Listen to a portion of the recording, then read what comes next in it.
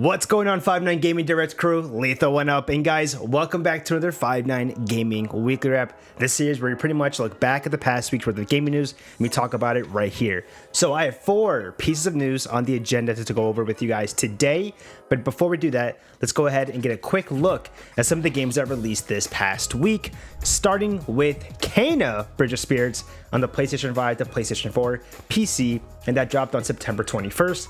We also had surprise drop of Castlevania The Advanced Collection for PlayStation 5, Xbox Series X and S, Xbox One, PS4, and Switch and PC, September 23rd. We had Diablo 2 Resurrected on PC, that was September 23rd. Sable on Xbox Series X and S, Xbox One, and PC, that's September 23rd. And then we also had Death Stranding Director's Cut on the PlayStation 5, September 24th. And again, go get that full listing over at GameInformer.com. Now, let's go ahead and jump into the first one. Of course, it's the weekly wrap. The biggest thing that happened this week, I'm going to go ahead and begin with at number 1, is the Nintendo Direct. I have just a little quick mini recap of just some of the bigger highlights. Do me a favor, we did have a full breakdown of the actual announcements, all the different ones that got announced for the actual Nintendo Direct. So go ahead and check out that video over on the channel. But here is a little quick kind of recap of just some of the stuff that you might have missed. Here we go. Kirby the Forgotten Lands. And this next Kirby game, not only is it a 3D one, but it is taking place in a post-apocalyptic setting and is officially coming to Switch next spring, which looks absolutely gorgeous. For someone who's not the biggest Kirby fan, that really caught my eye, and I'm not sure if it's because it had a little bit of that like Last of Us kind of city vibe, but it had my attention. KOTOR fans, get ready, because the classic Star Wars Knights of the Old Republic is finally launching on Switch this November. Also, Bayonetta 3 finally got its big trailer, and it was a nice little hefty trailer that had lots of gameplay, lots of big monster mayhem too, with the release of 2022. And for me, I'm really excited because, well, I've been talking about it from like the past 3, I think, weekly wraps at this point. But guys, it happened. That is N64 got announced as the next kind of virtual console dropping on Nintendo Switch Online service. However, it's dropping alongside a Sega Genesis collection that's also being added. This came out of nowhere, but some more details are that both of these consoles are going to be dropping on the Nintendo Switch Online service under the new higher tier subscription called Expansion Plus, with pricing details coming soon, and it's going to be releasing in October. I think it's late October. And they gave a bunch of games that are going to be dropping with it, like Ocarina of Time, Super Mario 64. You can see some Sonic 2, Phantasy Star. Then they said there's going to be more games added in the future, not detailing the Sega Genesis stuff, but they did kind of go ahead and say for Nintendo 64, you can expect to see Majora's Mask. I think F-Zero got shown off. Banjo-Kazooie, for a game that I did not expect to be dropping just because Rare is with Microsoft. It's cool to see that a deal was made or something was done, and we got Banjo-Kazooie coming to the N64 console for the Nintendo Switch Online, so that's actually really cool.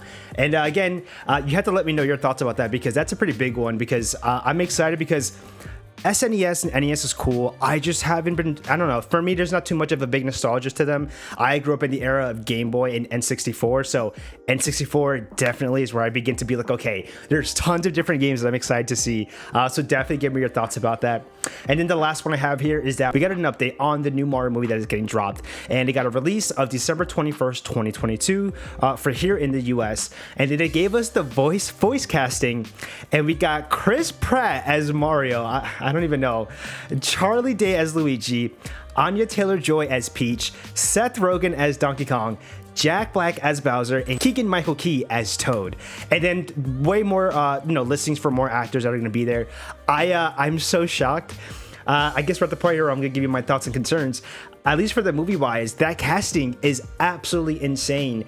And it has me thinking, how big is this movie going to be? More importantly, what did I really expect for this movie to be? Because I didn't know if it would be something about like a Sonic, how we just had that one done recently, and I didn't know how it was going to be, but the director that they have is the director behind like Despicable Me, so you can expect some kind of cutesy comedic take, especially with this cast. This is a pretty big cast, so there's a lot of star power in here. So I don't know, I guess give me your thoughts about the casting and your thoughts about the movie overall. What do you expect? Also, is it Charles Martinet is also going to be involved in the movie at some capacity. They said it will have some cameo stuff, and I don't know if he's going to have any big takes with Mario, which would be so funny because that is the voice of Mario, right? So So it's interesting to see, you know, if he doesn't do Mario at all in any capacity in the movie, what will he be doing? So I don't know. Let me know your thoughts about that down below. And then also, I just had down here N64 games on Switch. This is so cool to see. Again, what other games do you want to see drop on the Nintendo 64, I guess, Virtual Console for Nintendo Switch Online? I put down that I'd love to see Smash Bros. Melee. That'd be really cool to see them do it. I know there might be some hard ways to do it, but I mean, they managed to pull Banjo-Kazooie. I think we could see that. And I think I had down like Mario Party 3 would be a cool one. Some of the Mario Party games, right, are classic ones. Now, I know they have the Mario Superstars that are also dropping, Mario Party Superstars. And so I guess maybe we won't see the Mario Party games because that's the whole point of that game is, right, bringing back some classic N64 boards and games and stuff like that. So I don't know. Give me your thoughts down below. I'd love to hear what you guys think about it. Going into number 2, and that is Xbox gets a new Edge browser that can apparently play Stadia games, and you can access Discord. Now, this is coming from Tom Warren over at The Verge. Pretty much the article goes as follows. Microsoft is rolling out a new Xbox dashboard that includes an updated version of the Edge browser. It will be available to all existing Xbox One and Xbox Series S and X consoles. You'll also be able to play Stadia games from your Xbox's new browser with the controller or keyboard support. Additionally, it can access the web version of Discord and will let you join calls, voice calls, participate in text channel chats, but also it will not allow you actually to use microphone support, which I feel like this sounded really cool up until that point, because I think the big thing, if anything, is that you can have Discord on your Xbox, because believe it or not, that was a pretty big thing when PlayStation announced it that it was coming to PlayStation. Everybody uses Discord. At this point, I don't actually know anybody who doesn't use Discord anymore. That has just become like the gold standard of how you just communicate with all your friends and stuff, especially when you're playing video games. So I think it's cool that they're going to get access to it. That's, I think, the biggest thing and the coolest thing here. So Xbox consoles will have it. What sucks is not having that mic support. So I'm hoping that's something that they can work over time with, you know, with Discord, and see if they can get that on the Xbox platform, or at least the ability to have some form of microphone support enabled. Because at that point, then you have Xbox will have Discord on it, PlayStation will have Discord on it, and then that's it. I mean, do we even talk about Nintendo Switch? I mean, at that point, Nintendo's just assuming you're going to use your phone, right, and talk that way with people. So that's just cool to see the actual consoles get that. Yeah, that was pretty much the only thing I had with that. I think what's interesting too is that, like, it was a pretty big headliner to say that, like, oh, Google, you can play your Google Stadia games now on your Xbox, which I thought about. And it's like, oh, that sounds pretty cool. But then I thought about it and I was like, well, what games are probably already on like Game Pass and stuff? Like, is there stuff that's just gonna be overlapping? But either way, I think the Discord portion of it is probably the cooler thing. Now, jumping into number 3, we have a Perfect Dark developer update. This is from the developers themselves, The Initiative, over on Twitter. Simply put, this was the tweet that they put out. The developers, The Initiative, for the new Perfect Dark game, have officially announced that they will be partnering up with world-class studio Crystal Dynamics to help bring Perfect Dark to life. I don't even know where to begin.